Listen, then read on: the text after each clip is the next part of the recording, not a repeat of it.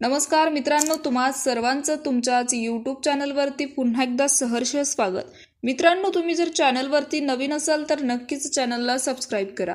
बीड राज्यात गेल्या काही महिन्यापासून बीड शहरासह आसपासच्या भागात मोठ्या प्रमाणावर गुन्ह्याच्या अनेक घटना घडत आहेत. काही महिन्यापूर्वी बीडमधील मस्तजोगचे सरपंच संतोष देशमुख यांची क्रूरपणे हत्या करण्यात आली. ही हत्या उघडकीस होताच संपूर्ण महाराष्ट्र यांचे पडसाद उमटले. राजकीय वर्तुळात देखील वातावरण तापलं. मात्र अजूनही येथील गुन्हेगारीच्या घटना कमी झाल्या नसून वारंवार अशा घटना घडत आहेत. गुरुवारी रात्री 8:30च्या सुमारास भर चौकात एका तरुणाच्या हत्येच्या घटनेने बीड हादरला.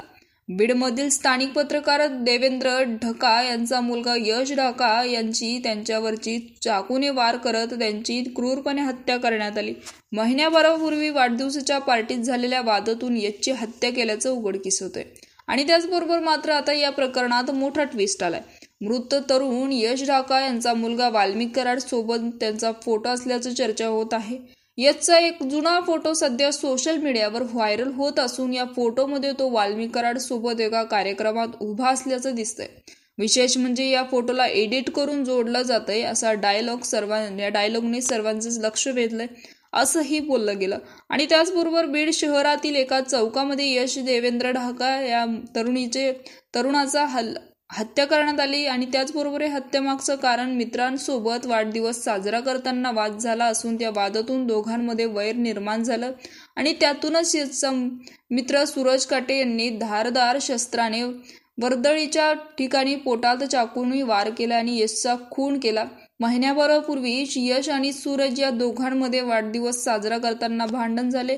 त्यामुळे त्यांच्यात वैमनस्य निर्माण झाला असून यातूनच यशची हत्या झाल्याचं कारण समोर आलंय.